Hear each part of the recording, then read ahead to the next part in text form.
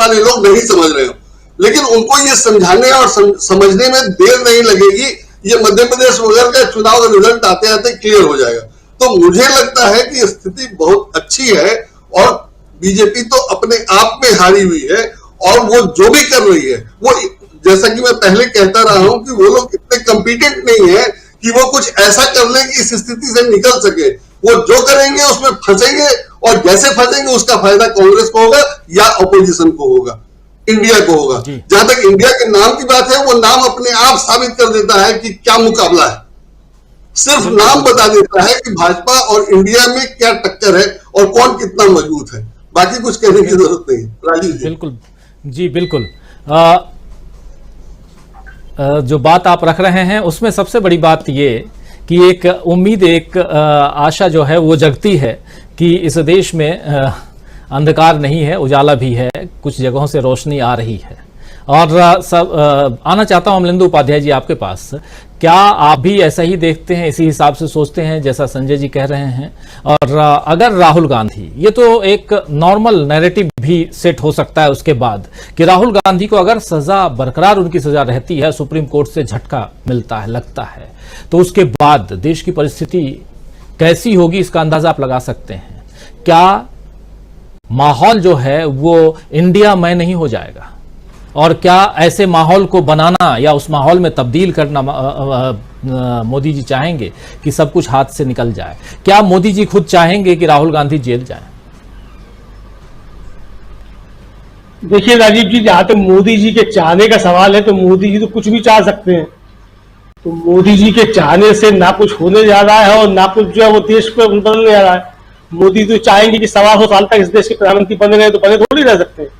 मोदी जी चाहेंगे कि संसद में पारित हो जाए कि इसके बाद लोकसभा चुनाव नहीं होंगे, तो हो थोड़ी जाएगा।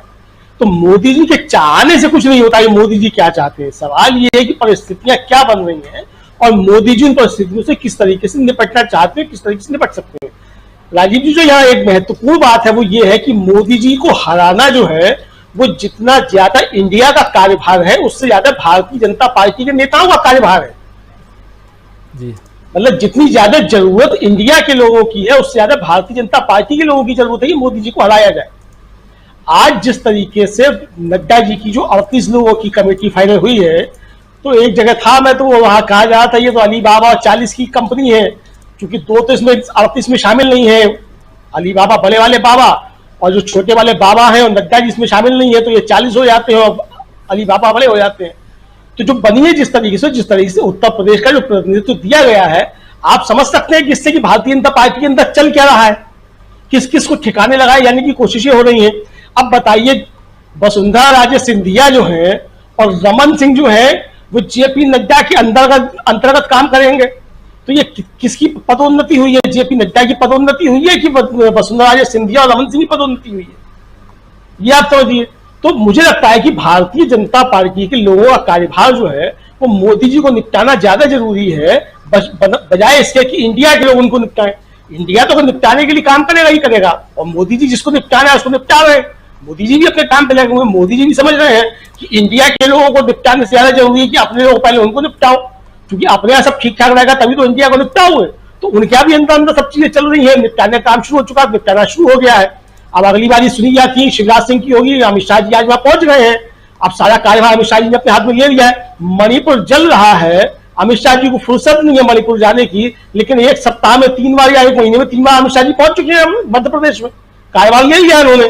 तो यानी अब शिवराज सिंह चौहान की बात चेहरा नहीं है पार्टी के, तो चुनाव किस तरीके से होगा यह देखने वाली चीज होगी आगे जाकर के क्या होता है। तो कुल मिलाकर राजीव जी जो परिस्थितियां मुझे लगता है वो मोदी जी के खिलाफ जा रही हैं, लेकिन मोदी जी उसका किस तरीके से प्रबंधन करते हैं और किस तरीके से इससे निपटते हैं, ये मोदी जी की अपनी रणनीति, उनकी कार्यकुशलता पे निर्भर करेगा। माहौल मोदी जी के खिलाफ बन रहा है, मौसम मोदी जी के खिलाफ बन रहा है, मानसून बहुत तेज उमड़ घुमड़ रहा है, मौसम विज्ञान बार-बार चेतावनी दे रहा है भारी से और तेज भारी जो बारिश हो सकती है, तमाम सारी चीजें हो रही हैं। तो ऐसे में मोदी जी के सामने चुनौतियां ज्यादा है राजीव जी। दूसरी बात यह कि अगर 15 अगस्त से मान लीजिए भारत जोड़ो यात्रा शुरू होती है, सुप्रीम कोर्ट का जो भी आदेश आता है उसके बाद देखा जाएगा, लेकिन अगर सब ठीक ठाक रहता है जो यात्रा शुरू होती है, तो ये जिन राज्यों से निकलेगी राजीव जी उनमें से देखिए, जब ये यात्रा पहुंची थी, जब पहली बार जब यात्रा निकली, जब कर्नाटक से निकलना शुरू हुई, पहुंचेंगे हिंदी पट्टी में, तब इसकी असली पहचान इसकी होगी, और इसकी असली सपने जो है वो ये होगा कि मध्य प्रदेश में किस तरीके से इसका लोग लेते हैं। तो राहुल गांधी ने खुद कहा था, शायद इंदौर में कहा था कि मैं कहा जा रहा था कि आप कल केरल में जाएंगे तो क्या होगा, फिर कर्नाटक में जाएंगे फिर क्या होगा, और असली परीक्षा आपकी मध्य प्रदेश में होगी। तो मध्य प्रदेश ने सबको पीछे छोड़ दिया। ये राहुल गांधी के ही शब्द थे, मेरे तो है नहीं है, राहुल गांधी के ही शब्द थे। और मध्य प्रदेश ने दिखाया कि उसने पीछे जो यात्रा को जो समर्थन मिला था उससे ज्यादा मिला। अब जो अंतर होगा इन दोनों यात्राओं के बीच में, जो अंतर है वो मैं कह रहा हूँ, वो बड़ा अंतर यह है कि राहुल गांधी अब जब ये यात्रा शुरू करेंगे तो वो 4000 किलोमीटर की यात्रा कर चुके एक नेता होंगे। पहली चीज, जो पहले की 4000 किलोमीटर की यात्रा कर चुके हैं।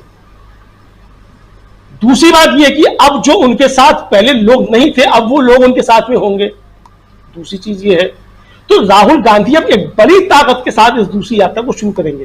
और जो लोग ये सोचते हैं कि भारतीय जनता पार्टी के साथ कोई विवाद करके या कुछ हमला करा के या कुछ झगड़ा झंझट करा के इस यात्रा को डिस्टर्ब करिए, राहुल गांधी को डिस्टर्ब करिए, तो राजीव जी देखिए, भारतीय जनता पार्टी कुछ कराए ना कराए, लेकिन अगर इस यात्रा के दौरान कुछ भी होता है तो देश भर में संदेश यही जाएगा कि भारतीय जनता पार्टी इस यात्रा से परेशान है और ये उसके इशारों पे सब कुछ हो रहा है। नहीं कराएगी तब भी संदेश जाएगा, और कराती है तो और ज्यादा बुरा संदेश जाएगा। तो मुझे नहीं लगता है कि भारतीय जनता पार्टी के रणनीतिकार जो है वो इतने कच्चे हैं कि वो राहुल गांधी की यात्रा में इस तरीके का कोई व्यवधान या बिंदु पैदा करेंगे। मुझे नहीं लगता है कि इस तरीके की कुछ चीजें करेंगे। तो इसलिए भी यात्रा अपनी गति से ठीक चलेगी। जहां तक इसका ये सवाल ये कि साहब इसका चुनाव में क्या लाभ मिलेगा, चुनाव में लाभ क्या नहीं मिलेगा, जयराम रमेश कह चुके हैं कि भाई पहले जो हमारी यात्रा थी, उनकी इस यात्रा के बाद ही उनकी जो प्रेस कॉन्फ्रेंस थी उसमें उन्होंने कहा था कि वो हमारी राजनीतिक यात्रा नहीं थी, और उन्होंने हाथ से हाथ जो कार्यक्रम किया था उसमें कहा था कि ये हमारा राजनीतिक कार्यक्रम है। तो अब जो दूसरी यात्रा है राजीव जी, भारत जोड़ने की यात्रा तो हो चुकी, भारत तो जोड़ चुके हैं राहुल गांधी। अब इंडिया लड़ेगा और भारत जीतेगा। अब यात्रा इसकी होगी, यानी इंडिया लड़ेगा भारत जीतेगा, तो ये शुद्ध राजनीतिक यात्रा होगी। इंडिया लड़ेगा, इंडिया की लड़ने की यात्रा होगी, भारत को जिताने की यात्रा होगी। देखना यह है कि भारतीय जनता पार्टी कैसे इंडिया से लड़ती है और कैसे इंडिया को हराती है, यह देखने की चीज होगी। भारतीय जनता पार्टी का इसकी तैयार है कि वो कहे कि हम इंडिया को हराएंगे, इंडिया बहुत खराब है। तो हालांकि वो कहना शुरू कर चुके हैं अब इंडिया को किसी तरीके से, लेकिन वो जितना इस पे आगे जाएंगे उतना भारतीय जनता पार्टी भारतवासियों के बीच अलोकप्रिय होती जाएगी। उसकी असली चीजें सामने आती जाएंगी कि असली एंटी इंडिया जो है वो भारतीय जनता पार्टी है। जनता भी इसको अच्छी तरीके से समझने लग जाएगी, किसी को कोई बात कहने की आवश्यकता नहीं पड़ेगी। भारतीय जनता पार्टी ये संदेश स्वयं जो है जनता के बीच में आकर देगी। बाकी चुनाव है, वो चुनाव की तरीके से ले जाते हैं, भारतीय जनता पार्टी किस तरह लड़ती है, बाकी लोग किस तरह से लड़ते हैं, तमाम चीजें होती है, तमाम प्रबंधन किए जाते हैं, वो सब चीजें अलग की है, उन प्रबंधन के उस पर नहीं जाता है करता है। जो जनता का सवाल है वो जनता का सवाल राजीव जी, मुझे लगता है भारतीय जनता पार्टी जनता के सामने अभी ठीक ठाक नहीं खुल। जी जी, जरा आप रैपिड राउंड में आ जाते हैं, जल्दी जल्दी कार्यक्रम को अब समाप्त करने की तरफ बढ़ते हैं। और स्वामी जी, क्या आपको लगता है एक बहुत बड़ी चुनौती पेश करने जा रहे हैं राहुल गांधी, या इंडिया कह लें गठबंधन जो है वो अगले महीने से, अगस्त के महीने से अगर भारत जोड़ो यात्रा की शुरुआत हो जाती है तो बीजेपी के सामने?